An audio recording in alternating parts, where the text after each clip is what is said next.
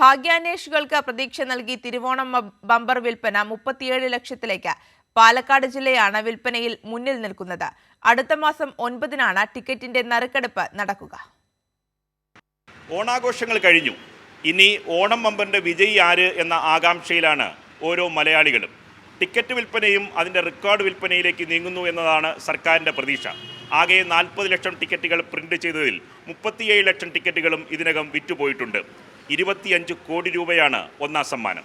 500 രൂപയാണ് ടിക്കറ്റിന്റെ വില.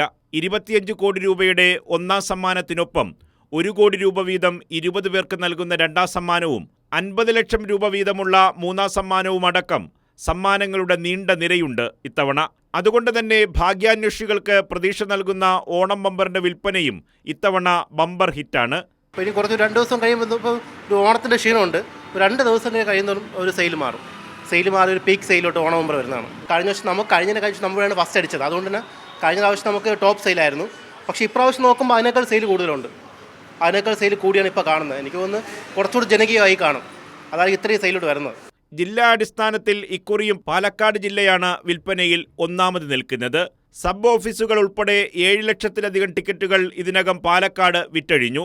5 ലക്ഷം ടിക്കറ്റുകൾ വിറ്റഴിഞ്ഞ തിരുവനന്തപുരവും തൊട്ടടുത്തായി തൃശ്ശൂരും ഒപ്പമുണ്ട്. ഫസ്റ്റ് ടൈം എടുത്തതാണ്. ഒരു ഭാഗ്യ പരീക്ഷണം കിട്ടുവാണെങ്കിൽ ഇഷ്ടപ്പെടാമല്ലോ.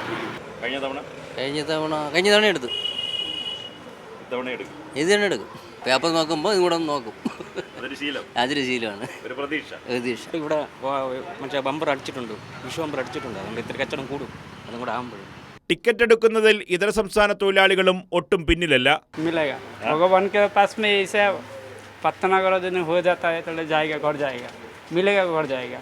रोज तो करता नहीं ना पूरा आदमी बम्पर. 1 साल में 1 बार आता है ना ओणम बम्पर. ഇനിയുള്ള ദിവസങ്ങളിലും വിൽപ്പന പൊടിപൊടിക്കും. ഭാഗ്യവാനോ ഭാഗ്യവതിയോ എന്നറിയാൻ അടുത്ത മാസം 9 വരെ കാത്തിരിക്കണം. ക്യാമറമാൻ പ്രമോദ് പന്നിയോടിനൊപ്പം നൃപൻ ചക്രവർത്തി, കൈരളി ന്യൂസ്, തിരുവനന്തപുരം.